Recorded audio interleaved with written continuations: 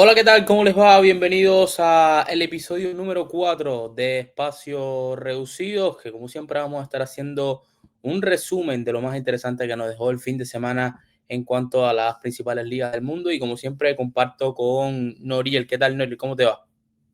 Hola Javier, ¿qué tal? ¿Cómo te va? Todo bien, Noriel. Tuvimos un fin de semana bastante interesante, digamos que en las competiciones europeas.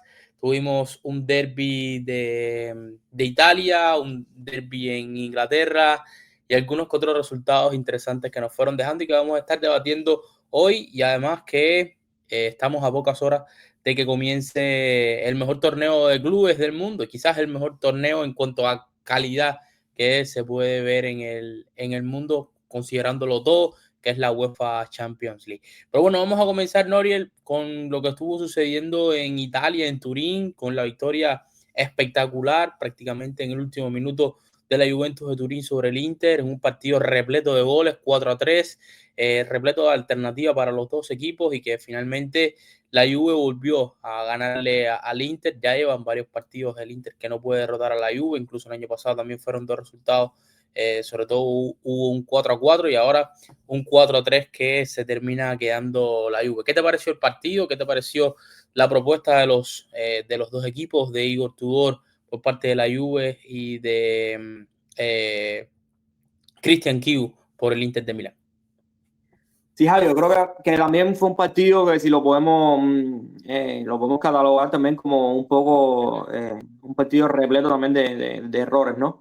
Eh, yo creo que, por ejemplo, lo de Jan Sommer fue muy flojo. Creo que al Uh menos -huh, hay un par de goles que creo uh que -huh. pueden haber sido evitables.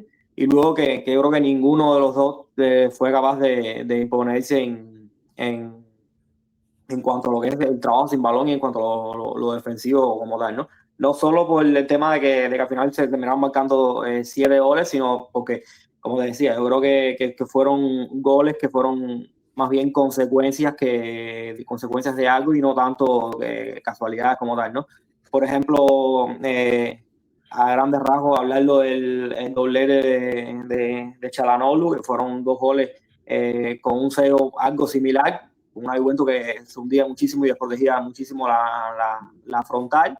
Y también yo creo que el Inter tuvo muchísimos problemas para defender lo que fue la zona entre líneas, ¿no? Yo creo que a los centrales les costó darle ese pasito adelante y por ejemplo, el gol de Ibis también yo creo que demuestra un poquito esto, ¿no? Es decir, a grandes rasgos yo creo que fue un equipo, fue un partido donde a los dos el equipo le faltó lectura para imponerse y corregir las grietas que fueron surgiendo durante el partido, ¿no? A grandes rasgos también me quedo también un poco con la posición de McKennie como carrilero por izquierda, muy llamativo, no había visto la Juve anteriormente en esta temporada y me llamó muchísimo la atención, ¿no? No sé si anteriormente ya había jugado ahí, pero lo cierto es que lo hizo muy bien, al menos donde yo pensé que podía tener más dudas, lo hizo bastante bien, así que no sé qué opinas al respecto. Sí, yo creo que estuvo bastante bien la Juve, que además sale con digamos, hasta cuatro centrales, podemos decir, porque Calulo, aunque jugó de carrilero en derecha, es más bien un central que puede jugar de lateral en algún momento, pero es un jugador, digamos, más defensivo. Me sorprendió que estuviera jugando de carrilero, al igual que McKennie, que McKennie quiero decir, y me pareció una Juve sobre todo enfocada a tener muchos ganadores de duelo, a tener jugadores que a nivel físico pudieran terminar imponiéndose, y me llama la atención digamos, desde este punto, la fragilidad que tú mencionas, ¿no? En la frontal del área, el Inter de Milán generó muchas situaciones como para hacerle daño. Y por parte del Inter de Milán me sorprendió mucho la debilidad que mostraron para defender su área, para saber cuándo presionar y cuándo no. Yo creo que Gildi fue un jugador que nunca pudieron detectar en todo el partido, que lo estuvieron encontrando a la Juve y siempre con ese giro le generó muchísimos problemas al Inter de Milán, a Çalhanoğlu, y creo que es algo en lo que tiene que mejorar evidentemente el Inter de Milán. También me pareció que a nivel de defensa del área no estuvieron del todo bien. Por ejemplo, en el primer gol hay dos, tres toques que termina después Loic Kelly disparando. Es verdad que es un gran gesto técnico porque ahora el pie muy bien mientras la pelota va cayendo y la pone en un palo de Sommer, pero la jugada en sentido general no se puede defender de manera tampoco contundente dentro de tu área. Y al igual lo que mencionabas de Sommer me parece interesante porque yo creo que uno de los goles de Yildiz y el último del partido, yo creo que Sommer tiene que atajarlo. Estamos hablando de un portero que es el finalista de la Champions, un portero que supuestamente es uno de los candidatos. No te pueden hacer esos dos goles desde allá atrás. Creo que le costó al Inter de Milán en ese partido.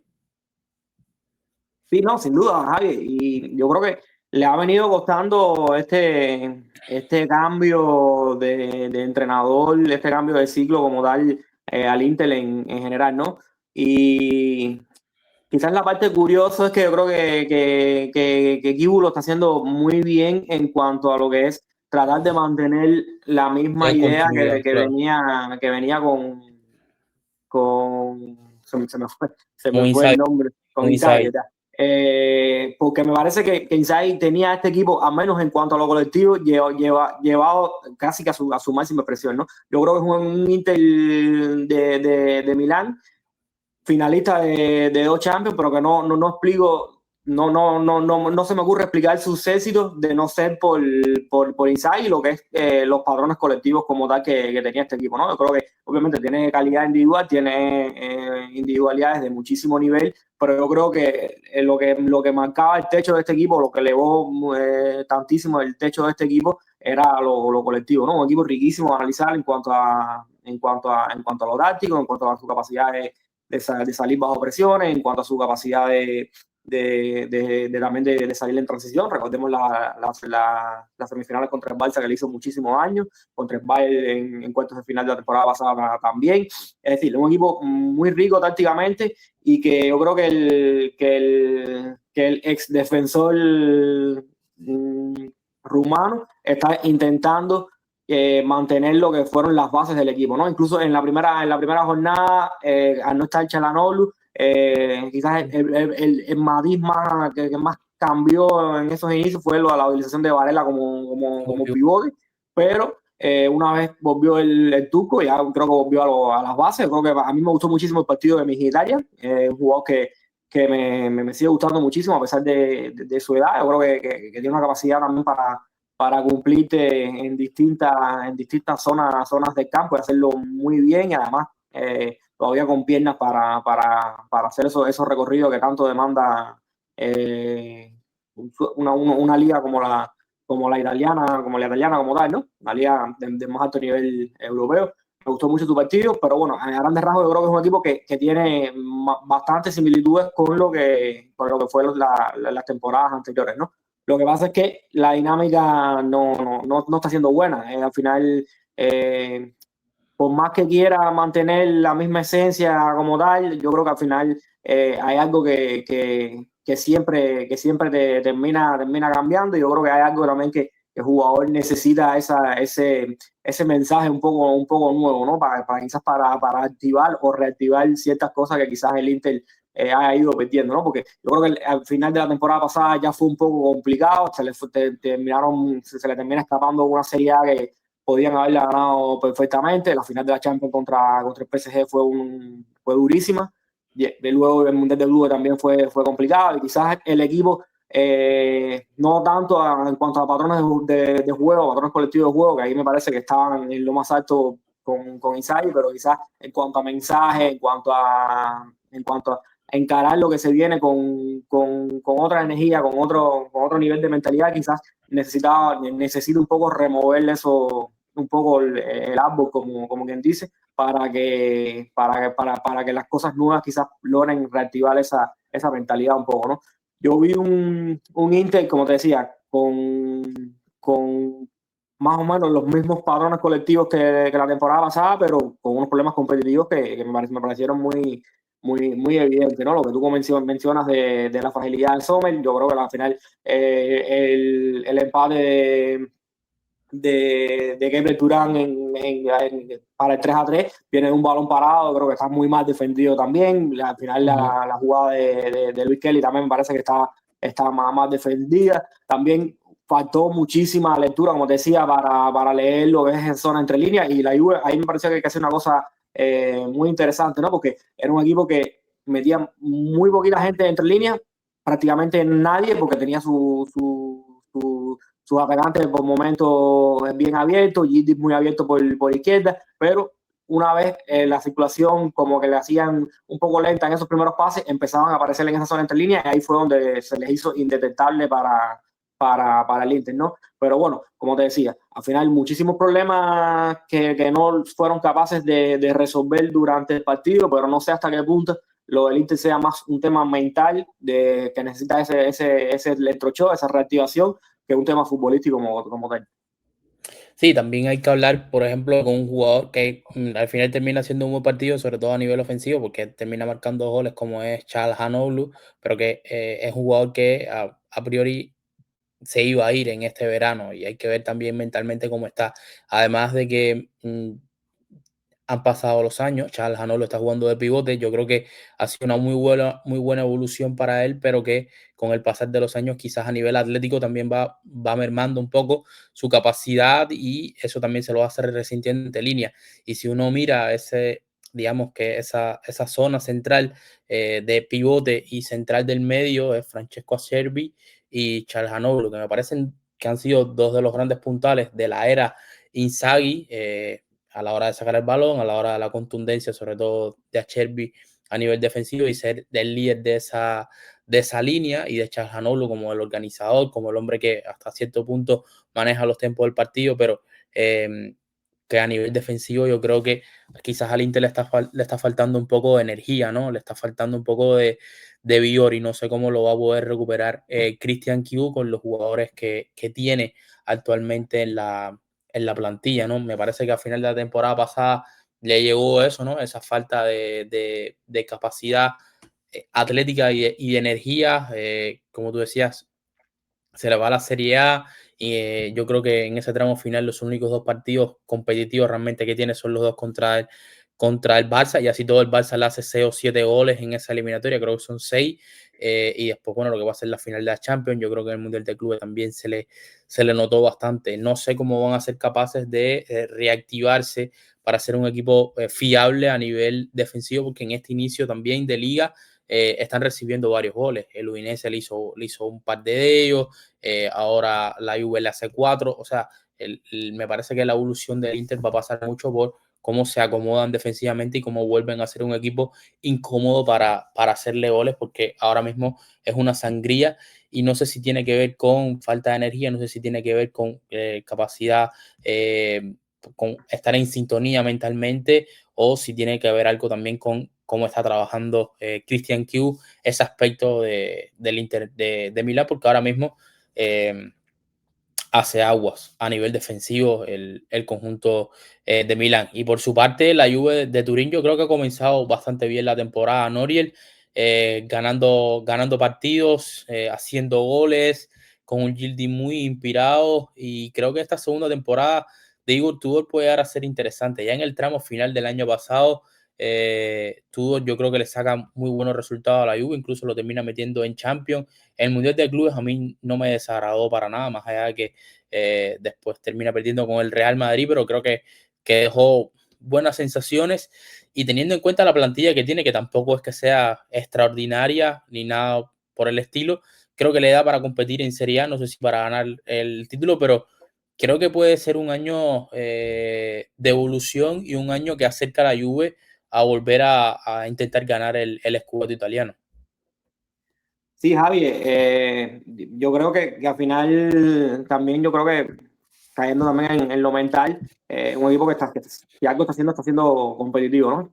A mí, en cuanto a juego, no me gustó por tramos contra el Inter, pero bueno, entiendo también la complejidad que significa jugar contra este Inter, ¿no? Más allá de que vienen de un cambio de ciclo como tal y que no vienen de todo bien, ¿no? Al final el Inter sigue siendo un equipazo y al final un clásico también es un clásico, ¿no? Como quiera que sea. A mí con la Juve me quedo sobre todo con nombres propios, con el tema de Bremer, que recuperar a Bremer es un plus de calidad enorme, enorme para lo que es una saga que la temporada pasada estuvo bastante diezmada, ¿no? Tras la salida del brasileño como tal. Yo creo que no solo en cuanto a calidad, sino también en cuanto a liderazgo y un poco también teniendo en cuenta lo que es el contexto Serie A, tener ese jugador ganador de duelo e imponente, yo creo que también es muy importante también en cuanto a lo que contagia a sus compañeros, ¿no? También me quedo obviamente con Gildi, yo creo que al final hay que hablar de Sí. Kenan Gildi. Yo creo que él ha dado un salto de calidad de una temporada a otra, pero sobre todo transmitiendo la sensación de que baila más, de que es un jugador que actualmente tiene un techo altísimo. A mí es uno de mis jugadores favoritos de cara al futuro porque tiene capacidad de ir por fuera, tiene capacidad de caer en las zonas interiores, tiene giro, tiene remata puesta, ve el fútbol muy bien, tiene capacidad de pase, es creativo, es decir, un jugador literalmente para que la ayude le entregue las llaves del proyecto y creo que en parte lo está haciendo, ¿no? Y lo está haciendo en parte porque también yo creo que Diego Tudor también está encontrando la manera de rodearlo bien para potenciarlo, ¿no? Y por eso a mí me parece importante también la figura de Dusan Blajovic, ¿no? Que más allá de que ha tenido un paso complicado por la Juve, yo creo que ahora está jugando a muy buen nivel y sobre todo yo creo que le favorece muchísimo a lo que es Kenan Giddey, ¿no? Sobre todo por esa capacidad que tiene para fijar centrales, para liberar un poco la zona, para darle esas situaciones de aclarado que muchas veces necesita el turco para poder fluir su juego como tal, ¿no? Porque incluso yo los fichajes, como por ejemplo Jonathan David o el chico este que llegó del Leipzig, Openda, que me parecen dos delanteros muy interesantes y sobre todo para cierto tipo de contextos, pero quizás en este inicio Blajovic le está ganando un poco la partida, por eso que te comentaba, ¿no? Porque al final yo creo que Vigo Tour desde el Mundial de Clubes está entendiendo que hay que potenciar a Turco y vamos a construir tratando de que se sienta lo mejor posible, ¿no? Incluso también lo de McKennie por ese costado también, teniendo a Costis, por ejemplo, ¿no? Que un carrilero histórico, ¿no? Por lo menos alguien muy conocedor de la posición y está jugando el estadounidense en ese costado. Yo creo que también quizás viene también diseñado un poco por esto, ¿no? Para que Gildi tenga la libertad de ir por afuera, fijando y para atacar al extremo o el carrilero del equipo rival, a tener libertad de ir adentro, porque quizás si utiliza a Kostic, sí lo obliga mucho a ir mucho por carriles interiores, porque al final Kostic es un carrilero de ir constantemente por fuera y no tiene quizás esa lectura de mediocampista que si tiene McKennie por ser mediocampista de formación, ¿no? Es decir, al final yo creo que es un proyecto, como tú dices, ¿no? Que es muy interesante, que está creciendo y que sin duda creo que estos nuevos cambios que se han venido dando en la Serie A, es un equipo que puede colarse como candidato. Veremos. A mí personalmente, sobre todo quiero seguirle a la Juve por Gigi. Sí, yo tengo que decir, Tenorio, que tuve la oportunidad de verlo en directo aquí cuando jugó contra el Real Madrid y la verdad es que me pareció un jugador extraordinario. Hace 2, 3 jugadas contra el Real Madrid y dices, bueno, este tipo es diferente, ¿no? Tiene una capacidad, además porque es alto, no es un jugador bajito y gira extremadamente rápido, tiene una conducción de balón muy pegadita al pie, pero cuando la tira larga y puede correr, tiene la zancada que por esa estatura que tiene la zancada grande y potente y además que controla muy bien su cuerpo. A mí me pareció sobre todo eso, que controlaba, a Tiene, pesar de ser muy grande, controlaba muy bien su cuerpo, ¿no? Giraba con mucha fluidez, me pareció un jugador extremadamente fluido y que además tiene creatividad y un golpeo de balón extraordinario. Tiene una capacidad, sí, Javier, antes de interrumpirte, tiene una capacidad para frenar y acelerar que no es normal para el tamaño y la carrocería que tiene. Sí, a mí realmente me parece que es un jugador, como tú decías,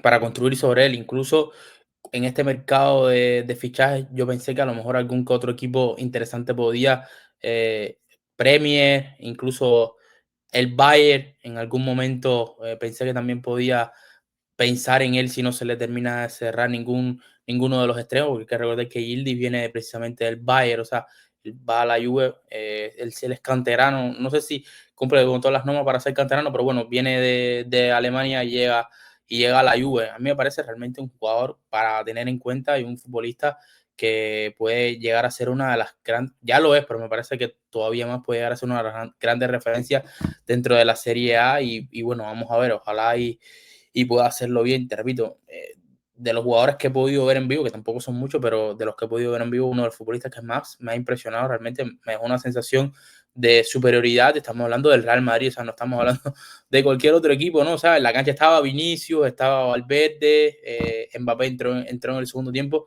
y Yildiz ese día fue el jugador que más me llamó la atención de todos porque me pareció realmente impresionante. Noriel, en la Serie A también hay un jugador, no sé si habrás visto el partido, de 40 años, que sigue jugando como los dioses, hizo un gol y que con el Milan le ganó al Bologna le ganó al Bologna. Eh, ¿Hasta dónde va a jugar Luquita Modri? Porque parece inacabable, ¿no? Sigue siendo un futbolista. Yo creo que también el ritmo de la Serie A lo ayuda un poquitico más, mayor, le da quizás ese segundo extra que necesita ahora a esta edad, pero sigue jugando a un nivel extraordinario y sigue, Noriel, una de las cosas que más me impresiona a mí y a pesar de que ya se le nota la edad o se le notó sobre todo el año pasado, es que sigue siendo un jugador que lee muy bien los espacios y sigue apareciendo en muchos lugares. O Sí, sea, sin duda, Javier. no Sí, está sí, sí. solo en una zona, sino que sigue llegando a muchos lugares y haciendo fluir al equipo desde esa movilidad, ¿no? Porque el fútbol de Modric yo creo que siempre lo hablamos, ¿no? Técnicamente muy bueno, jugador pero yo creo que también se explica desde esa tremenda movilidad que siempre ha tenido, ¿no? Sí, sí, quizás no tiene la capacidad de abarcar tanto campo como tenía hace 8 o 10 años, pero sigue teniendo un físico impresionante. Y yo creo que es uno de los jugadores que se habla poco, ¿no? Pero es uno de los Uh -huh. jugadores más físicos de lo que va a decirlo probablemente, por lo menos para lo que ha sido y lo que es su fútbol. Y a mí me encanta Modri por un tema de mentalidad. De hecho, yo siempre he tenido mi contradicción con los jugadores que muchas veces tanto los aficionados como los propios clubes prefieren que no vayan a la selección para cuidarse. No, yo no, a mí me gusta que tengan esa mentalidad de sentirse todavía con fuerza para seguir yendo, obviamente con prudencia, con los pies sobre la tierra, sabiendo el momento de carrera en que se está, pero que Modric siga queriendo ir a la selección, que Modric después de haber terminado en el Madrid haya ido a Milan a un contexto tan competitivo como es la Serie A, con un grandísimo nuevo entrenador que tienen, que obviamente quieren elevar un poco lo que fue los resultados de la temporada pasada. Eso a mí me enamora muchísimo porque yo creo que eso es forma parte de esa energía que luego vemos en los terrenos de juego. La mentalidad y lo emocional en este deporte es fundamental y Modri en eso me parece un titán, ¿no? Y luego ya el fútbol que tiene, yo creo que es sigue siendo una maravilla. Eso yo creo que no lo va a perder, ¿no? Y sobre todo que ha caído en un contexto también que le viene como anillo al dedo, no tanto ya por su juego, sino en cuanto a lo competitivo. Modri siempre ha sido un bicharraco competitivo y Alegre es un entrenador extremadamente competitivo, que luego se le podrán criticar en otras cosas, pero al menos en cuanto a lo que es competitividad, que sus equipos compitan y vayan a muerte a cada balón y vayan a muerte a cada situación de juego, a leer y eso yo creo que hay que dárselo 100%. Es decir, entonces el Milan ha encontrado una mezcla ahí que yo creo que puede ser muy interesante y sobre todo puede ser muy interesante para contagiar a ciertos jugadores de ese equipo que quizás si algo se le puede criticar es que tienen muchísimo talento, pero a nivel de competitividad y mentalidad nunca, nunca han sido los más listos de la clase, por así llamarlo. A ver si se contagian, ¿no? Los Leao y compañía con Modric. Exactamente, pero puede ser. Sí, sí, sí, ojalá, ojalá. Por cierto, que van a tener un análisis de este partido y del Milan, me parece en general, con Monchi. Creo que son alrededor de 28 minutos. Estuvo comentando por el grupo. Sí, se trató de acortar plazos, pero que le dio para lo que le dio. Bueno, así que no vamos a hablar mucho más de este partido porque lo van a tener más adelante con Monchi. Nori, ya para cerrar muy rápido por la Serie A, ganó el Napoli. Hoy Nico Paz metió A un ver, golazo. había que hablar del gol de Nico Paz. No, impresionante, impresionante el niño. Es un jugador impresionante, la verdad. Sí, jugador exquisito y que está comenzando todavía, ¿no? O sea, todavía le queda por evolucionar muchísimo. Ya veremos cómo termina este año que está comenzando. Ojalá y siga con esa evolución y ver qué pasa en clave Real Madrid, ¿no? Porque al final es un futbolista que quizás tenga el talento, creo que sí, que tiene el talento para ir al Real Madrid, pero en una zona donde el Real Madrid tiene muchos jugadores y hay que ver Alonso cómo lo ve, ¿no? Para la próxima temporada, pero evidentemente estamos hablando de carne de equipo que aspire a ganar la Champions, evidentemente con Nico Paz.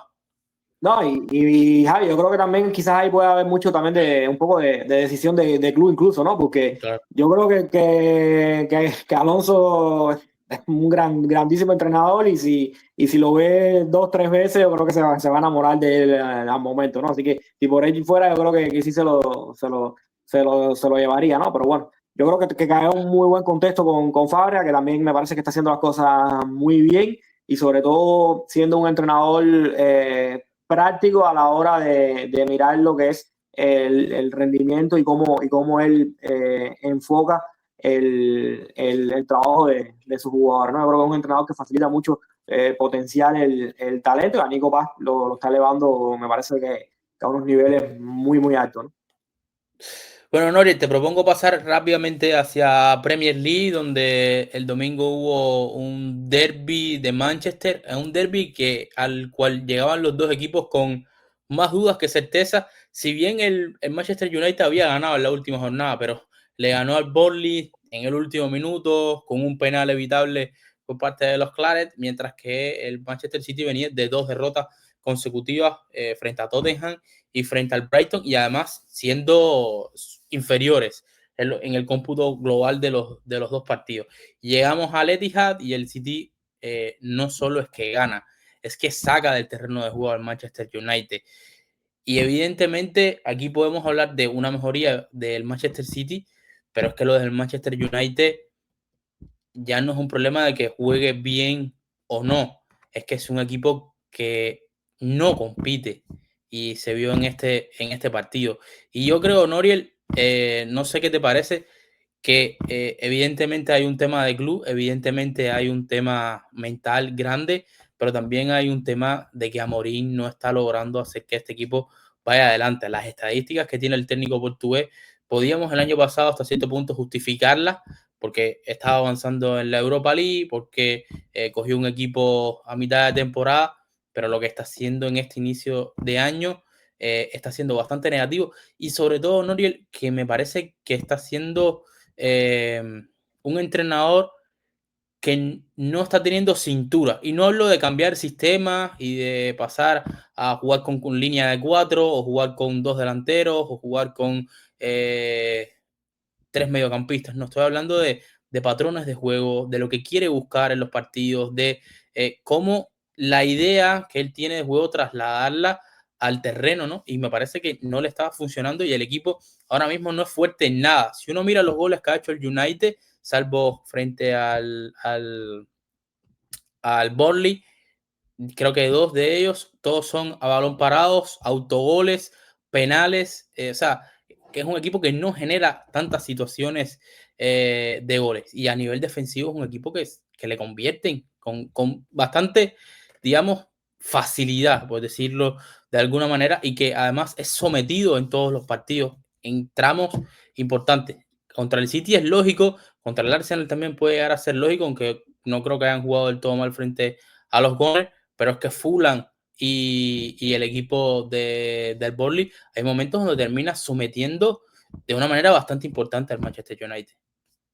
Fíjate, yo creo que es muy preocupante la situación del United y es durísimo, durísimo ver a un histórico en el momento en el que está, porque yo creo que es lo que tú dices. Tú te pones a ver los partidos del United, sea quien sea el rival, y la sensación es que nunca están imponiéndose en el juego, y eso a mí me parece gravísimo. Me parece gravísimo porque es un equipo prácticamente sin registro. Yo creo que es un equipo que con Amorín tienen claro lo que quieren jugar, pero no sé si eso que quieren jugar les viene tan bien, ¿no? O también me transmite la sensación de que para eso que quieren jugar necesitan unos niveles de precisión que ellos no son capaces de hacerlo, ¿no? Entonces, quizás cuando algo empieza a fallar es como que se derrumba un poco el castillo de naipes que tienen construido porque el equipo no agarra o no encuentra esos otros recursos que quizás sí tienen otros equipos a los que agarrarse. Ellos no, ellos tienen su fórmula y si la fórmula no está funcionando, se quedan prácticamente en nada. Fíjate que yo creo que en este partido no voy a decir que estaban jugando bien, pero jugaron mejor hasta que les cayó el primer gol de FIFA, que fue bastante rápido, ¿no? Pero bueno, una vez el City se pone en ventaja, yo creo que al final las facilidades que le entregó al equipo de Guardiola fueron impropias para un equipo de la élite, ¿no? Es a lo que aspira a ser el United como tal, ¿no? Y también hay decisiones que me parecen muy cuestionables en cuanto al 11, ¿no? Al final es un equipo que tiene tantísima falta de jerarquía. A mí no se me pasa por la cabeza la poca utilización que le está dando a Casemiro, por ejemplo, ¿no? Y sobre todo teniendo o metiendo ahí con calzador un poco a Bruno Fernández en ese doble pivote, que no es un jugador que se quita del área, para mí parece donde mayor impacto ha dado durante toda su carrera. De hecho, yo tengo muchísima mejor valoración a Bruno Fernández que la mayoría, por lo menos de los que leo, ¿no? Pero sobre todo entendiendo que el tipo de jugadores que más allá de que tiene un grandísimo pie, de que es un gran pasador, de que es un jugador técnicamente muy pulcro, es un jugador con mentalidad atacante y un jugador que tiene que estar cerquita del área. Si lo pones en un doble pivote y para como con Manuel Ugarte, yo creo que al final el equipo se resiente muchísimo en lo que es esa zona como tal, ¿no? Entonces, me resultan raras, muy raro las decisiones que viene tomando Amorín también en cuanto a esto, ¿no? Es que, como decía, veo claro una hoja de ruta, pero lo que no veo claro es la coherencia dentro de esa hoja de ruta, ¿no? Y al final, yo creo que el jugador percibe esto, ¿no? A mí me llamó muchísimo la atención el partido contra el Burnley, creo que fue, ¿no? Que es el que ganan en el último minuto con un penal.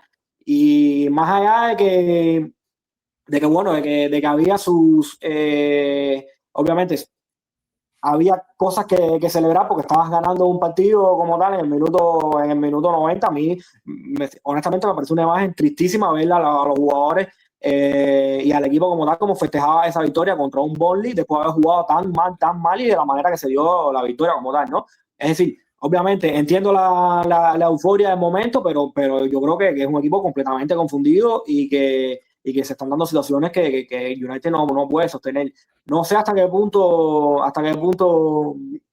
puedan seguir aguantando a Morín, pero sobre todo no lo sé por lo que tú mencionas, porque es un entrenador que le falta cintura para tomar decisiones que yo creo que hay que tomar dentro de este equipo. Yo entendí en su momento, como tú dices, ¿no? Que quizás en la temporada pasada no venían no tuvo pretemporada, no pudo construir nada, tuvo que ir sobre la marcha, pero es que arrancamos una nueva temporada, prácticamente, por decirlo, un nuevo ciclo y no veo que se tomen esas decisiones que quizás puedan ir cambiando un poco el proyecto. Amorín sigue con su plan de juego, sigue con su modelo, que está bien, pero no sé hasta qué punto se pueda seguir aguantando esto. La verdad que es complicado. Sí, a mí yo estoy bastante de acuerdo contigo, sobre todo en lo de Bruno Fernández. A mí me parece que es esta versión de lo que yo llamo mediocampista delantero, ¿no? Que mientras más cerca del área, más peligroso es. Y estando tan abajo hace que, porque al final, yo creo que la mayoría de las personas entiende que todo jugador que tenga buen pie, que sea creativo, puede jugar ahí abajo. Pero este tipo de jugadores extremadamente tan verticales, que creo que tiene que ver un poco con la idea de Amorim, ¿no? Ser un equipo sobre todo vertical, un equipo que busque transitar. Pero este tipo de jugadores están abajo y recibiendo ahí terminan siendo más quarterback que organizadores del equipo, ¿no? Y eh, siempre va a buscar lanzar, siempre va a buscar acelerar la jugada porque es su naturaleza de jugador. Y claro, eso en 3 cuartos o en la frontal del área viene bien porque asumir ese riesgo ahí con la calidad que tiene Bruno suele dar muy buenos resultados. Pero esa verticalidad tan abajo a veces lo que hace es que el equipo se precipite, pierda la pelota, esté largo y después lo puedan atacar mucho más fácil, ¿no? O sea, y me parece que ahí el jugador no termina de quedarse. Y lo otro, lo de Ugarte por encima de Maino y por encima también de Casemiro, a mí me termina chocando muchísimo, ¿no? Porque me parece que no es ese jugador defensivo que se podía prever que era en el Sporting de Amorim, precisamente, porque viene de ahí. Y es que con balón a mí se me queda bastante corto para ser un futbolista de élite.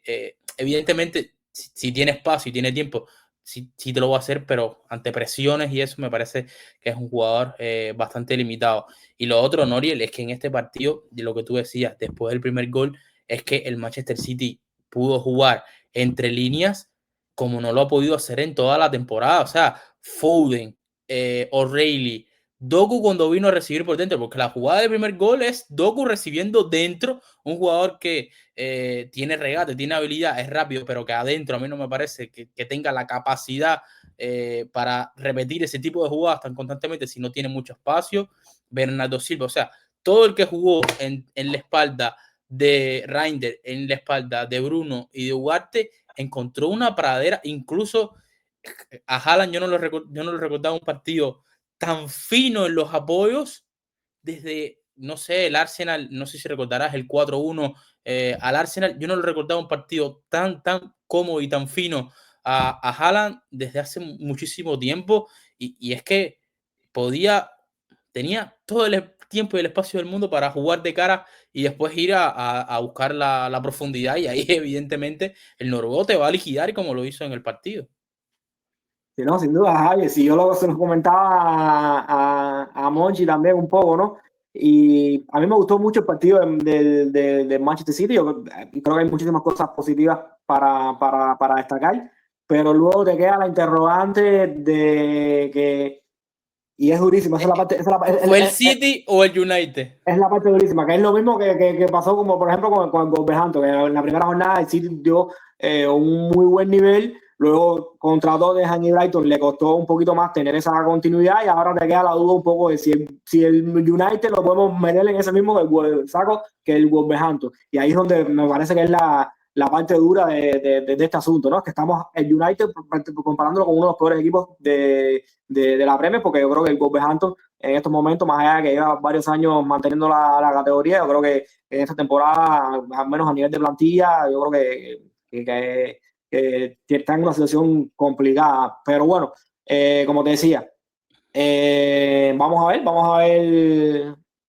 cuál es el futuro de este proyecto de Amorim, porque lo cierto es que mantener el proyecto tiene toda la pinta de ser quizás la peor decisión por las sensaciones como tal, pero es que hasta cuándo va a seguir el United cambiando entrenadores a mediados de curso. Yo creo que a Ten Hag lo aguantaron de más, pero yo creo que con Amorim yo creo que se necesita un poco el mismo proceso, porque es complicado, son decisiones que me parecen muy complicadas, pero lo cierto también es que en estos procesos que ha vivido el United con estos dos últimos entrenadores de mano fuerte, por así llamarlo, han perdido una cantidad de talento que me parece que ellos podían aprovechar muchísimo, ¿no? y ahora está en la situación de Maino también, que si termina perdiendo a un Maino que cada día pierde más protagonismo dentro de este United, no sé hasta qué punto le va a ser rentable al proyecto del United seguir perdiendo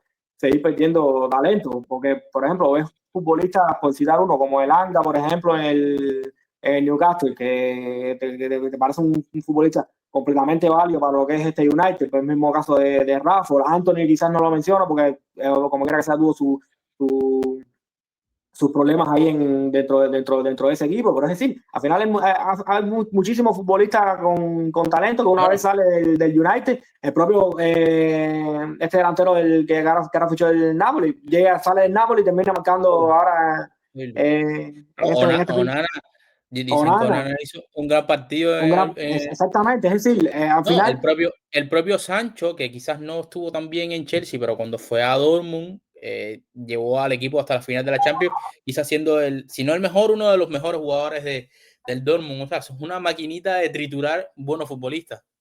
no, y sobre todo, Javier, que sí, yo puedo entender, no cuenta, la cabeza del proyecto es el entrenador, el entrenador tiene capacidad de tomar esas decisiones fuertes y cuestionables, pero bueno, el entrenador está sacando jugadores de muchísimo talento, pero se está quedando con jugadores de muchísimo talento. Y es la parte que no veo. Yo creo que el equipo tiene buenos jugadores con Cuña, tiene con Mbeumo, que me gusta también bastante, pero no sé hasta qué punto sean talentos al nivel de la Al nivel de los que exigencia han salido, incluso de al los que han nivel de lo que ha salido. salido y al nivel de la exigencia de lo que es el Manchester United, ¿no? Y no sé, al final llevamos unos 3 4 años ya estando en el United. Ya no te digo con un punto muerto, porque si estuviéramos en un punto muerto no estuviéramos quizás tan alarmados, ¿no? Llevamos un United en caída, en picada libre, entonces complicado. No, incluso Noriel, si me puedes ayudar a hacer memoria, pero creo que desde Mourinho ningún nuevo entrenador del United ha llegado o sea, para comenzar temporada. O sea, porque después de Mourinho viene Solskjaer, que llega, si mal no recuerdo, a mitad de temporada porque Mourinho se va. Luego se va Solskjaer porque llega Rangnick a mitad de Ten Hag creo que sí, temporada. ¿no?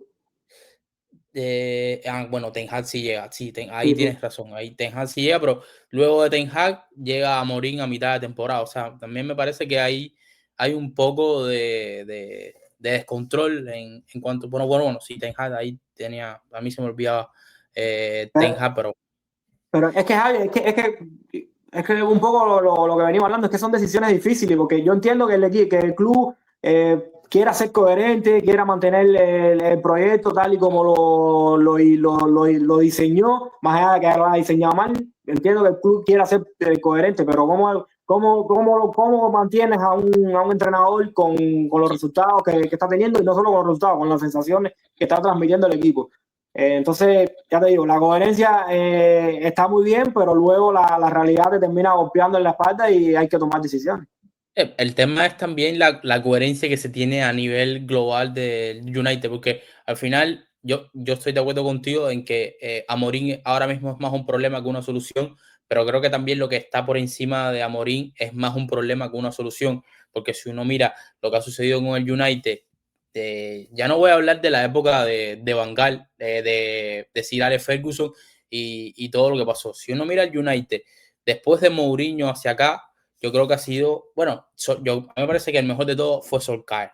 Realmente yo vi la mayor evolución, pero todavía hasta cierto punto Mourinho, Van Gaal, Mourinho, Solskjaer, yo creo que fueron entrenadores que mal o bueno sí mantuvieron una estabilidad en cuanto a resultados, en cuanto a lo que pretendía jugar el equipo. Quizás no llegaba a lo que era en ese momento el Chelsea, a lo que en ese momento era el Tottenham o lo que podía ser el Manchester City de Pep Guardiola, que eran proyectos mejores, pero sí era un equipo estable, reconocible, que estaba, yo diría que estaba a un pasito de dar ese siguiente nivel. No lo terminó nunca de dar, pero es que me parece que lo que ha venido después ya no es que esté cerca de dar ese pasito para volver a tocar lo que son hoy City, Liverpool o Arsenal, sino que ahora mismo es un equipo que está incluso lejos de Newcastle, Aston Villa y Tottenham, que me parece que es lo que es totalmente imperdonable. Sí, ¿no? Yo creo también porque han sido perfiles de entrenadores que son un poco a caro cruz, que o me sale muy bien o me sale muy mal. Y yo creo que este no es el camino también un poco con este United. Yo creo que el United lo que necesita primero es eso que le dio Solskjaer y que incluso por momentos le dio Mourinho, que el fin de ciclo de Mourinho fue un poco convulso, ¿no? Pero más bien yo creo que es un poco más por personalidad del entrenador que por perfil como tal, ¿no? Y yo creo que, como decía, el United necesita un entrenador que tenga esa capacidad de darle estabilidad al club. Y darle estabilidad al club no quiere decir meterlo directamente a luchar por los objetivos de ganar premios y cosas similares. No, yo creo que el United no está preparado para eso. El United tiene que ir empezando en crecer paso a paso y tratar de ir con esa mentalidad de equipo pequeño, a pesar de ser el transatlántico más grande que hay en la Premier, probablemente, ¿no? Y yo creo que eso es lo que quizás le haya costado entender un poco a la directiva, porque como quiera que sea, Ten Hag se trajo con la idea de revolucionar la Premier completamente, sobre todo por lo que venía mostrando en su Ajax. Y con Amorim fue un poco parecido, se trajo porque el Sporting, en su Sporting era sensación en Europa, su Sporting era sensación en Portugal y era un entrenador muy de moda, ¿no? Y yo creo que la realidad la ha ido golpeando un poco en la espalda, como te decía, a este United. Y primero, yo creo que tienen que entender que no está cerca ni de ser de las 4 o 5 mejores plantillas de la Premier. Entonces, estando así en ese punto, tampoco puede aspirar, yo creo, a mucho más, ¿no? No puede apuntar muy alto porque mientras más alto apunto, más alto te puedes caer también, ¿no? Y al final es un poco lo que ha venido pasando. Como te decía, no sé cuál es la decisión que se va a tomar, pero ojito, Es ojito que porque las sensaciones son las peores. ahora mismo es difícil tomar decisiones, ¿no? Cuando se llegó a este punto, siendo el Manchester United y teniendo la exigencia que tiene el Manchester United, cualquier decisión que tomes es asumir un riesgo grandísimo, ¿no? Primero porque con Amorim parece que ya no hay vuelta atrás, pero lo que puede venir no se sabe cómo va a ser. Viendo lo que ha sido el United en los últimos años, es una tendencia bajista, pero bueno, vamos a esperar a ver si se puede arreglar Pero, un poco. pero el tema, Javi, es que no sé qué piense, pero es que mi pregunta es, ¿qué más fondo se puede tocar? ¿Qué más bajo se Eh, puede caer? Siendo es, es, United, eh, ¿qué es lo eh, que queda? ¿El descenso? No, tampoco lo creo. Bueno, el año pasado estuvieron cerca, Exactamente, tampoco. por eso, estuvo tan cerca el año pasado ¿qué es lo que queda ya? A Sí, peor no se puede ir, yo creo, es que es sí, durísimo. es durísimo. Honestamente, la situación es durísima. Es triste ver al United en ese estado. Noriel, en otros partidos de la jornada, el Liverpool sigue ganando, pero el mensaje las sensaciones que nos transmite, el mensaje que nos llega, no tiene nada que ver con los resultados que está dejando, porque ganaron, a ver, yo creo que merecieron ganar evidentemente a lo largo de todo el partido, pero tampoco fue que avasallaron del todo al Burnley y terminaron ganando, como dije con el United, con un penal bastante evitable en el último minuto por parte de los Claret. Fue un partido donde le costó muchísimo al Liverpool poder generar situaciones a un equipo que tiene pinta que debería ser uno de los candidatos a ascender este año. Sí, Javi, y haciendo un pequeño paréntesis, que ahora que mencionas lo de penales evitables, claro, yo sobre todo cuando empecé en temas de análisis, era muy obsesionado con el tema ¿sabes? De lo que es la táctica como tal, en cuanto a pizarra y cosas así. Y yo cada día le doy más importancia a lo que es el tema mental y lo que es el tema de las dinámicas. Y no sé si pudiste ver el partido del Girona Celta este fin de semana y me viene a la mente cuando hablas de penales evitables, lo que se vio en ese partido, ¿no? En un minuto 80 y tanto, casi 90, un penal extremadamente evitable por parte de Blin, de Girona, que yo creo que sobre todo explica el tema de las dinámicas que venimos hablando. Al final, cuando el equipo está mal, le ocurren las cosas más surrealistas posibles y termina cometiendo también los errores más evitables posibles, ¿no? Un pequeño paréntesis un poco para hablarte de este tema, ¿no? Y con el Burnley, yo, obviamente, al final, como quiera que sea, no está en la misma situación que el Girona, yo creo, pero igual, al final, aguantar tanto, resistir tanto contra el mayor candidato que tiene la Premier ahora mismo para ganarla, y luego que prácticamente la última jugada del partido la termines así, no sé en cuánto puede llegar también a mermarle en lo mental para lo que se viene, ¿no? Yo creo, como mismo decías tú, ¿no? Yo creo que el Liverpool no ha arrancado bien la temporada en cuanto a juegos, pero tiene 12-12. Al final tiene un plantillón y tiene jugadores que te ganan partidos. Yo creo que ahora tiene una prueba de fuego interesante contra el Atlético en Champions, que al menos ahí yo creo que vamos a ir un poco también poniendo un poco en perspectiva eh, hasta dónde puede llegar también el equipo en este arranque, sobre todo mientras coja lo que sea, lo que es ese ritmo en cuanto a juego, ¿no? Porque obviamente todavía no está lejísimo de alcanzar un nivel de juego que es a lo que aspira. Sí, yo creo que ahora mismo el Liverpool lo que está haciendo es, no sé si hay una frase que se decía que hasta octubre o noviembre lo que tienes que evitar es perder la liga. O sea, en estos meses quizás no se ganan, pero sí se pueden llegar a perder las ligas. Y yo creo que el Liverpool no está jugando como para ganar la liga, pero está sacando resultados como para no perderla. Y al final eso lo tiene el líder. O sea, ahora mismo son el único equipo que ha sumado 12 de 12. Y bueno, vamos a ver hasta cuándo pueden seguir sumando a 3 jugando así, aunque me parece difícil, pero yo creo que en algún momento el Liverpool va a terminar encontrándose y va a empezar a jugar bien, y ahí va a ser difícil entonces sí sacarle resultados, aunque el fútbol es raro, ¿no? Y a lo mejor en el mejor partido que hacen rematan Es cuando 17 terminan veces perdiendo puntos. a portería y pierden con un autogol, porque imagínate, es algo totalmente incontrolable, ¿no? No, No no, sabemos qué va a pasar. y ya te digo, yo creo que el equipo eh, sufrió una serie de cambios bastante importantes, así que entiendo este bajón en cuanto a juego, sobre todo en el sector derecho también con la salida de Arnold, sobre todo también, ¿no? Y bueno, y ese cambio que hubo en el frente de ataque como tal. Y por eso yo entiendo este bajón en cuanto a juego, y también soy optimista porque yo creo que Ernest Lot el año pasado demostró ser un entrenador muy capaz, y que el equipo en algún momento va a agarrar otro ritmo completamente en lo que es en cuanto a juego, ¿no? Entonces, viendo la parte positiva es que jugando mal se van 12-12. Cuando empiezan a jugar bien, en teoría, como tú dices, la cosa debe ir aún En mejor, teoría. ¿no? Pero bueno, es en teoría, como En tú dices. teoría.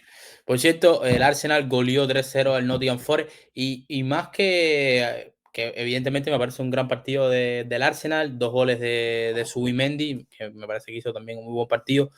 ¿Qué te parece la decisión?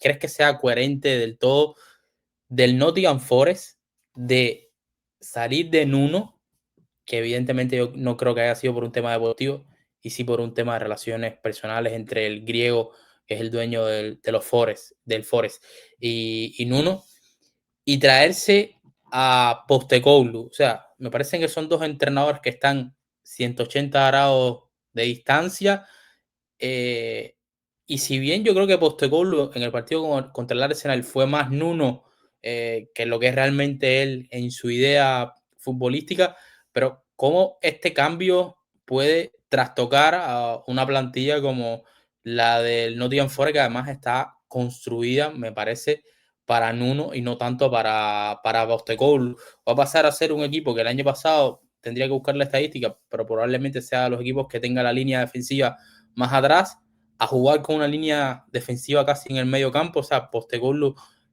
va a ir hasta ahí, va a moderar un poco su idea. El año pasado es verdad que en el tramo final con el Tottenham, sobre todo en Europa League, él moderó un poco su idea, pero a lo largo de toda la temporada no lo hizo, y le faltaban Van de Ven y el Cuti Romero, y estaba jugando con Ben Davis, con Archie Gray, o sea, con centrales que decías, bueno, aquí esto hay que arreglarlo un poco porque si no, van a caer muchos goles. Y bueno, era lo que terminaba pasando en casi todos los partidos, ¿no? Pero el equipo era un desastre. Pero va a poder hacerlo con el Nottingham Forest. Yo creo que tiene buenos centrales, pero no sé si son centrales para jugar tan lejos de su portería.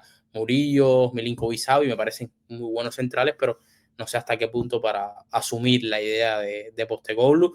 Y sobre todo, el cambio de paradigma, ¿no? Cómo el jugador en poco tiempo puede cambiar el chip de lo que proponían uno a lo que propone Postecoglou, ¿no? A veces las direcciones deportivas y los dirigentes de los equipos me descolocan un poco en la toma de decisiones en cuanto a los perfiles a la hora de, o sea, me está funcionando algo, pero lo tengo que echar y traigo otro que es totalmente distinto. Sí, Javier, yo creo que a ver, lo primero que hay que decir que en este partido contra el Arsenal, cero valoraciones porque fue de Sí, todos menos un equipo de Postecoglou, ¿no? Por lo menos lo que conocimos en el Tottenham.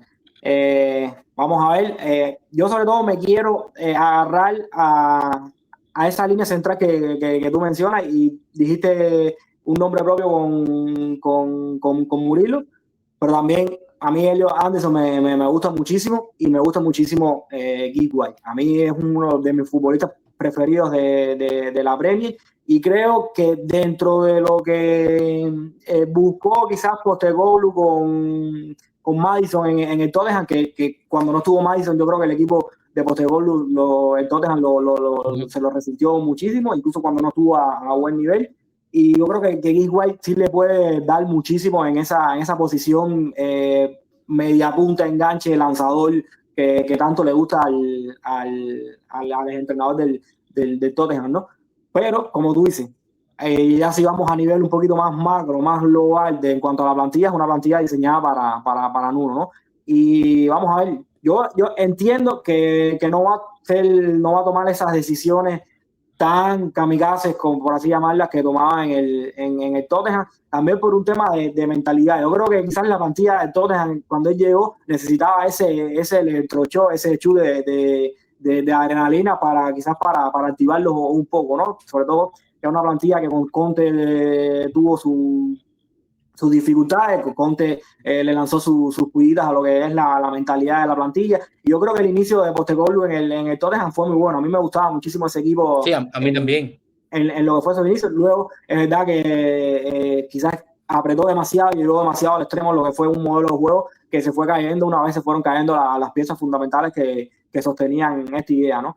Y quizás yo creo que Postecoglou va a entender que en el Nottingham tiene otro tipo de jugadores, tiene otro tipo de perfiles. Yo creo que va a mantener un poco lo que es su esencia, lo que él siente como entrenador, pero yo creo que va a ser bastante más moderado. Yo tengo ganas de ver este equipo porque, como te decía, a mí el Postecoglou de los inicios del Tottenham me llamó muchísimo la atención, me divertía muchísimo ver este equipo, su manera de jugar, y le tengo muchísima fe a lo que puede ser esa relación, sobre todo con Guy White. Sí, yo tengo que decir, Noriel, o sea, que para nada es una. O sea, a mí Postecoglou es un entrenador que me gusta mucho ver a sus equipos, sobre todo por esa fluidez ofensiva que tiene, por esa capacidad de generar situaciones constantemente. A mí me parece que en el Tottenham, sobre todo las lesiones en la parte de atrás del equipo, le terminaron mermando. Me parece que necesita centrales que sean capaces de leer el juego, de presionar hacia adelante y que además puedan después tener la capacidad de, cuando es superado el equipo, poder retroceder con facilidad y atacantes que presionen bien. A mí me parece que es un entrenador que puede llegar a desgastar a sus equipos a nivel físico y que si no dan el 100%, el equipo puede terminar resintiéndose, y me parece que eso fue lo que le pasó con el Tottenham en las dos temporadas, porque incluso en la primera, que me parece que no es mala, es bastante buena. El equipo tuvo una plaga de lesiones también tremendas, ¿no? No sé si infortunio o algo que tenía que ver con la preparación o problemas médicos, no sé qué pasó, pero las dos temporadas fueron de una cantidad de lesiones insólitas para un equipo de primer nivel, y lesiones largas, no eran cortas, eran lesiones extremadamente largas, porque Cuti y Van de Ven estuvieron fuera mitad de temporada tranquilamente, y eso es muchísimo. Sí, un entrenador, Javier, muy biencista, no en la forma, pero sí en el Sí, fondo quizás. sí. Y se agradece, yo creo que se agradece. Yo creo que al final Sí, sí, Obviamente, muchísimo. quizás el aficionado, se lo dices al aficionado del Tottenham, sobre todo que lo tuvo que sufrir sobre todo en lo que fue su segunda temporada, aunque bueno, luego le regaló un título que para ellos fue histórico. Quizás se lo dices a ellos y quizás como que, ¿sabes? No le tengan el mismo aprecio que lo puede tener un aficionado neutral como tal, ¿no? Pero yo creo que es un entrenador que se agradece, por lo menos por tener una propuesta distinta, agradable, divertida, y ya te digo, tengo ganas de verlo hasta este Nottingham, y sobre todo porque tiene jugadores que me gustan mucho. Noriel, hablando de Cuti Romero, te quiero hacer una pregunta. El Tottenham ganó 3-0, el Cuti da un pase de gol, no sé si lo viste, a verbal, extraordinario.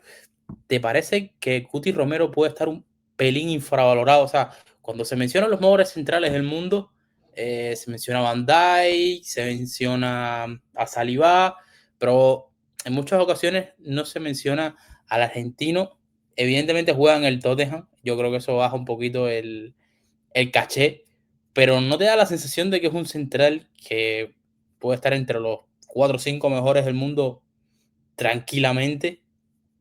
No, cuando está sano para mí, sin duda, y al menos a nivel de selección, no creo que haya otro central como él. Yo creo que Van Dijk es muy grande, enorme en Sí. lo que es en lo que es la posición, pero Yo te creo que digo, a nivel Van Dijk, Noriel, no, no es solo central. A mí me parece que es el típico jugador que trasciende su posición y eso es lo que lo convierte en el mejor sin ningún tipo de problema, ¿no? O sea, sin ningún tipo de irrebatible eso. sin duda, no, y el Cuti yo creo que lo meto en ese saco de ese mismo perfil que tú mencionas. Al final son jugadores que trascienden muchísimo más de lo que es la posición del central como tal, ¿no? Porque el Cuti tiene una de las mejores salidas de balón para lo que es un central y sobre todo no solo por su habilidad pasadora, de esconder el pase, esa cadera que tiene, de saber aguantar hasta el final, sino por la tranquilidad que transmite. Al final es prácticamente imposible presionar al Cuti, porque sabes que nunca se va a poner nervioso. Puede fallar, obviamente puede fallar, pero te va a transmitir siempre confianza a sus compañeros, le va a transmitir calma a sus compañeros. En la parte sin balón también tiene esa mezcla tan bonita de ser tú lo ves y ser un central completamente calmado, pero cuando tiene que ir a las situaciones de duelo, de choque, va con todo, como si fuera el central más duro del mundo y más agresivo del mundo, ¿no? Entonces tiene esa mezcla entre agresividad y calma que para mí lo hace un central extremadamente superior en el juego, pero extremadamente superior en cuanto a lo emocional. A mí me encanta también cómo se le mete en la cabeza a los delanteros, Sí. que todas esas intangibles pues, suman muchísimo dentro de un partido, y el Cuti en eso me parece también un fenómeno completo, y sobre todo a mí me gusta mucho, Javi, esos jugadores que le transmiten y contagian a sus compañeros, Sí. no solo desde el juego, sino también desde todas esas intangibles que al final suman, como te decía. Sí, a mí me parece, Noriel, que de la temporada del Tottenham va a ser más buena o menos buena dependiendo de la salud de su pareja de centrales. Top. Me parece que es lo mejor que tiene el Tottenham hoy. O sea, si tú me dices a mí quiénes son los jugadores quizás que están por encima del resto, o sea, que son élites en su posición en el Tottenham, yo te diría los dos centrales. El resto me parecen muy buenos jugadores, algunos con un techo alto, como es el caso de Xavi Simon que llegó este año. Creo que Kudus puede llegar a ser un jugador muy bueno, pero si tú me Me dices gusta quiénes mucho. son, me preguntas quiénes son hoy top en su posición, yo te diría los dos centrales que tiene el Tottenham y que desde ahí se puede cimentar que hagan o no una muy buena temporada con Thomas Frank, que me parece que salvo el borrón contra el Bournemouth, que por cierto está junto con Arsenal y Tottenham compitiendo en la liga, perdieron contra el Liverpool El y después Liverpool, ha ¿sí? ganado 3 partidos de manera consecutiva, así que lo dirá Ola, no solo el año pasado, sino que ya este año empieza también a demostrar que es un entrenador descomunal y que no muy tarde a lo mejor lo vemos en el Manchester United. Ojalá, muy bien Ojalá, tirado, la verdad. ojalá, claro, por Y supuesto, claro. sí, ya te digo, es un perfil que sería muy interesante para lo que es el United, ¿no? Y lo que necesita, quizás lo que necesita un poco el United, ¿no? Y rapidito, entrando un poco en lo que me mencionas de la pareja de centrales del Tottenham. Y sobre todo me quedo con esa complementariedad que tienen entre ambos, ¿no? Porque a mí me gusta mucho mirar la posición de central mediante lo que son parejas como tal, ¿no? Y Van de Ven es una animalada, una bestia física impresionante, pero quizás que pega mucho, a veces un poco de intranquilo, de moverse demasiado, de salirse un poco de la posición, de quizás ponerse nervioso por, por tratar de describir de alguna manera, aunque no es lo más exacto, y el Cuti Romero es todo lo contrario, esa tranquilidad la van mezclando, yo creo que forman una bonita pareja, ¿no? Y que luego que a campo abierto donde ven que lo corrige todo. Es como Si hay una mínima posibilidad de llegar, va a llegar. Eso yo creo este, que es una cosa impresionante. y que además esa velocidad, esa capacidad que tiene de llegar a donde más nadie llega, yo creo que a los delanteros también se le Les mete come en la la cabeza. cabeza, ¿no? Porque dicen, yo soy más rápido que la mayoría, pero con este tipo no puedo, ¿no? No puedo. Noriel, muy rápido ya para ir finalizando con lo de las ligas. Ganó el Bayern, lo de Gnabry ya empieza a ser escandaloso. No sé si viste el primer gol que hizo, una locura total. Hulman, un entrenador que yo no he visto el partido todavía, pero Hulman, el danés que llegó al Leverkusen, me genera muchísima intriga ver lo que puedo hacer con el Bayern, con el Leverkusen, porque a mí su Dinamarca realmente me parecía un equipo impresionante, sobre todo aquel equipo de la Eurocopa del 21 que pierde a Eriksen a mitad bueno, en el primer partido, ni a mitad, en el primer partido, pero cómo recompone el equipo, cómo la flexibilidad que tenía aquel equipo para jugar con línea de 3, jugar con línea de 4, jugar con Christensen de pivote, Maele, o sea, me parecía un equipo extraordinario y tengo mucha intriga porque a nivel de clubes realmente no lo he visto. No sé si yo supongo que en Dinamarca haya dirigido algún otro equipo, realmente no le he seguido mucho la pista, pero quiero verlo en el Leverkusen a ver qué puedo hacer porque es un entrenador que me llamó. Me gustó mucho la riqueza táctica que tuvo en una selección, que siempre es mucho más difícil construir una selección rica tácticamente de lo que es un club, porque lo ves cada cierto tiempo, o sea, cada 3, 4, 5 meses. Y quiero ver lo que puede hacer en este Bayern Leverkusen. Y su primer partido fue contra el Frankfurt, que además venía muy bien y les terminan ganando 3-1. No, y le terminan ganando muy bien, porque ya le digo, en el contexto del partido fue muy raro, bastante raro, porque bueno, se ponen en ventaja con un tiro libre de Grimaldo, que me clavó dos tiros libres impresionantes, pero el Leverkusen estaba siendo muy superior en ese primer tiempo y luego arrancando el segundo les cae el descuento y luego una expulsión y ahí toca estar un poco en plan resistencia y también lo hicieron muy bien en ese escenario partido, ¿no? Incluso en el final se quedan con 9 por lo que fue la expulsión de X Fernández, que no tuvo suerte en este primer partido, que lo hizo muy bien, hay que decir que lo hizo muy bien, pero quizás esa adrenalina del debut le pegó sobre todo en esa última jugada, que aunque creo que puede haber sido evitable la expulsión por parte del árbitro, obviamente yo creo que es un riesgo innecesario ir abajo en ese tipo de situaciones, ¿no? Y me gustó mucho algo, me gustó mucho porque yo creo que hubo un lavado de cara, obviamente se notaba que con Ten Hag algo no estaba funcionando porque el equipo en cuanto a lo que es energía, en cuanto a lo que es agresividad, en cuanto a lo que es ganar duelo, yo creo que fue la noche y el día en comparación con los partidos anteriores e incluso la parte graciosa del debut, por si faltaba algo, fue que venían de la semana pasada, estando ganando 3-1, jugando con un hombre más, y el rival le termina empatando, y esta semana ganan 3-1 jugando con un hombre menos durante toda la segunda mitad, incluso con dos hombres menos durante los últimos minutos del partido, ¿no? Y nada, también tengo muchísimas ganas de verlo porque hay jugadores ahí que sabes que me gustan muchísimo y porque, al igual que tú, disfrutamos muchísimo lo que fue esa Eurocopa 2021 y lo que fue esa Dinamarca tan flexible y tan coherente en su idea y en la utilización de sus jugadores, ¿no? A mí me gustó que mantuviera un poco lo que eran las bases tácticas que este equipo tiene, esa memoria táctica que tiene este equipo con Alonso, y a partir de ahí tratar de luego seguramente empezará a insertarle matices propios de él como entrenador, ¿no? Pero la puesta en escena en este debut me parece que fue inmejorable, sobre todo por el rival, como tú decías, que venía muy bien, y sobre todo por el contexto partido, por las cosas como se le fue dando.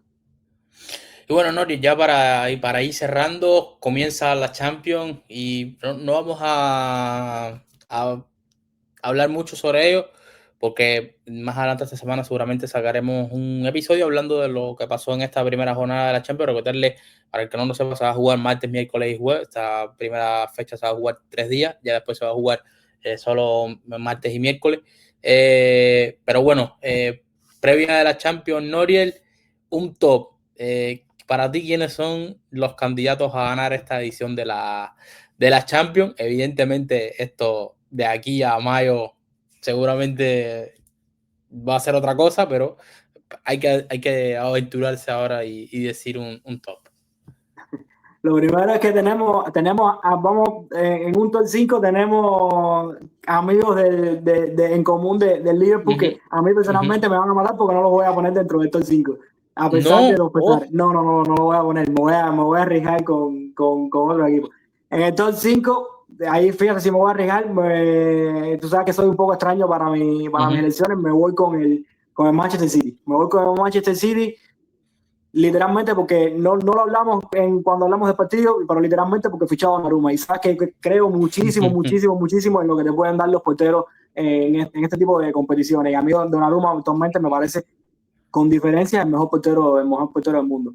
No sé si, bueno, sí, como lo comentamos, la tajada que le hace en Mbeumo, es una cosa espectacular. Y básicamente por Donnarumma y por Guardiola voy a meter al City en el top 5. En el top 4 voy a meter a Madrid, porque es en Madrid.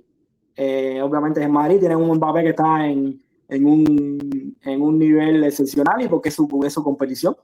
Yo creo que poco más que decir aquí de ellos, ¿no? En el top 3 en el número 3 voy a meter a Barcelona, porque creo que este año ya tienen un puntico más de cohesión de lo que es el modelo de Flick, y yo creo que si tienen a un Pedri y un Lamine Yamal en un grandísimo nivel, pueden aspirar a grandes cosas. En segundo lugar me voy a quedar con el PSG, porque es el campeón, porque también yo creo que al final hay que ponerlo ahí porque es un equipo que ha aprendido a ganar, y un equipo que yo creo que tienen que pasar muchas cosas raras para que cambie lo que es la dinámica del equipo como tal, ¿no? Y mi favorito en estos momentos a 15 de septiembre es el Bayern de Múnich, porque me encanta lo que es su frente de ataque, porque más allá de que tiene, digamos, posiciones cuestionables y mejorables, yo creo que ese frente de ataque ahora mismo está volando, y todavía nos falta Musiala, nos falta Davis, Alfonso Davis, perdón, y es una plantilla que yo creo que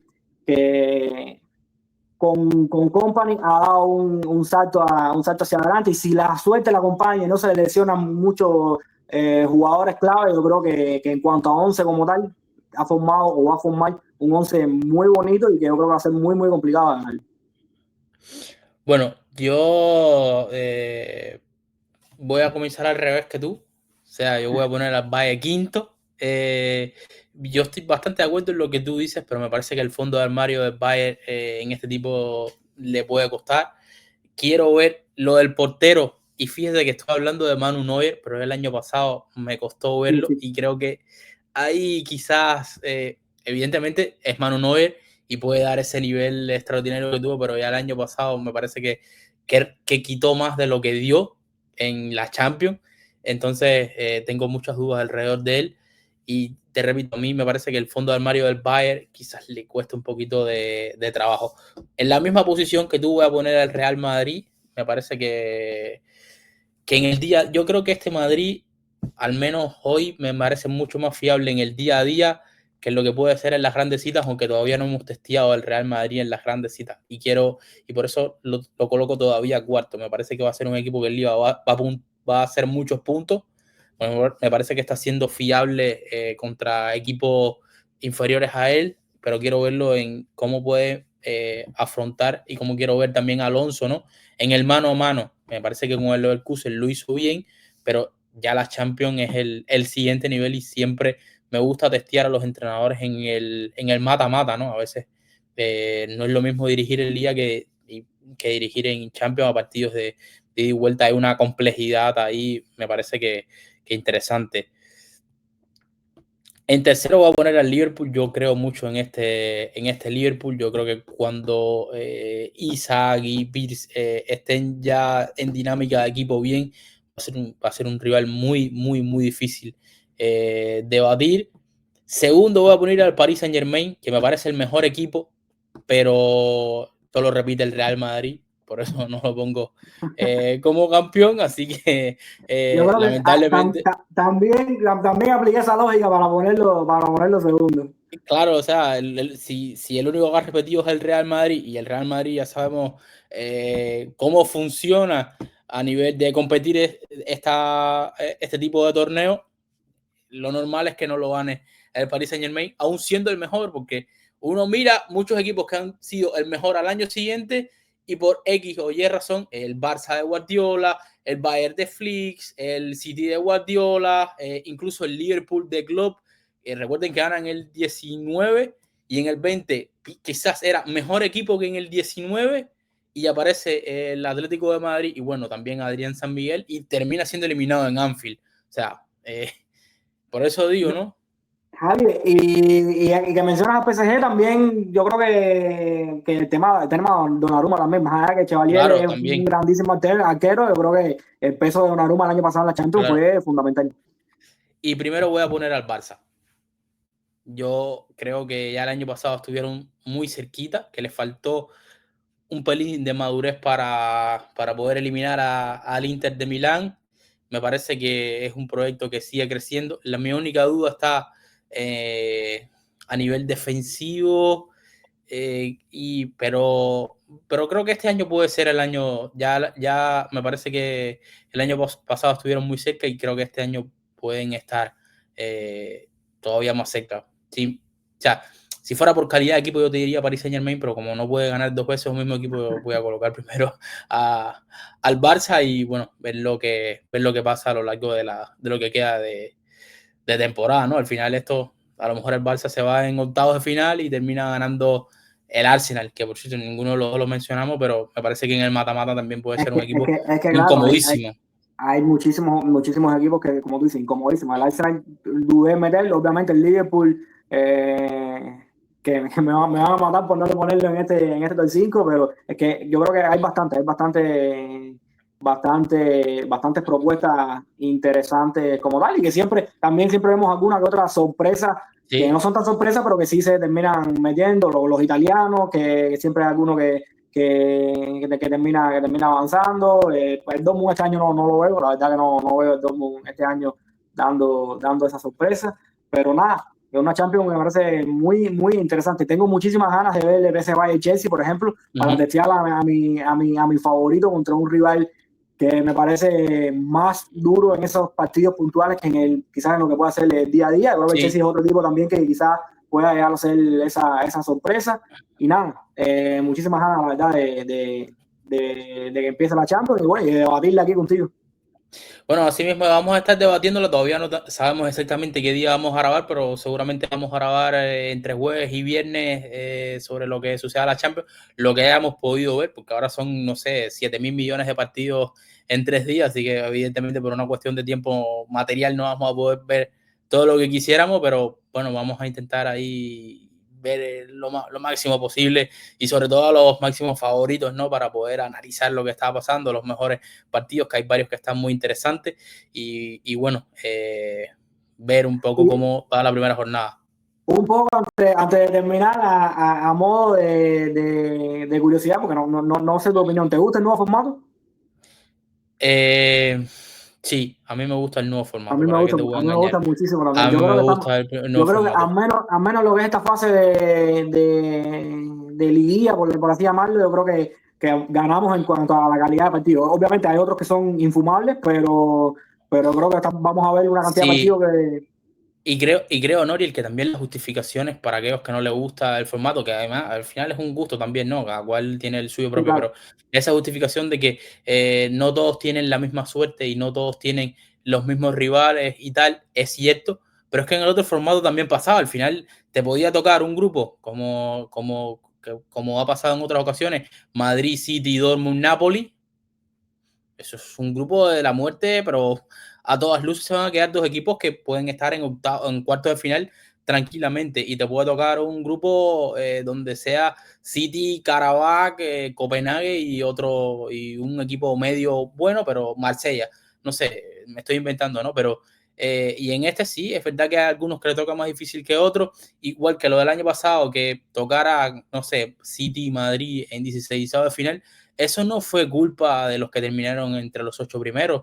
Eso fue culpa de Madrid City, que terminaron en los puestos que terminaron, que hubieran ganado sus partidos, ¿no? Al final, eh, eh, yo creo que para ganar la Champions, el punto de suerte lo tienes que tener, ya sea un balón que vaya al palo o un rival que te toque. Es así, o que se equivoque el árbitro a tu favor. Siempre, para ganar la Champions, siempre tienes que tener, evidentemente, tienes que jugar bien, tienes que ser mejor que el rival en el 80-90% de las ocasiones y que el detalle te vaya a tu favor. Por ejemplo, en el 2022 el Real Madrid gana y por unos centímetros Mbappé no hace el 2-0 el 0-2 en el Bernabéu. El año pasado el, el, el Paris Aston Saint-Germain, Villa. claro, puede perder con el Aston Villa o puede perder en la tanda de penales con el Paris Saint-Germain. Incluso pierde el primer partido, siendo mucho mejor y no le caía ningún gol. O sea, al final la Champions a ese nivel es el detallito que te caiga o no te caiga, ¿no? Cuando sea tu año, cuando no sea tu año. El City, por ejemplo, que el City campeón de Europa, cuenta con un fallo gordísimo de Lukaku a puerta vacía Ah, abajo del arco. exactamente. Al Eh, final, para ganar, para, esas dinámicas que te hacen también cometer errores evitables, también yo creo que también en cuanto al factor suerte también influye muchísimo en este deporte. Bueno, nada, Noriel, que estaremos pronto no por acá para hablar de la mejor competición de fútbol del mundo, que es la Champions. A nivel de calidad, yo creo que es indiscutible.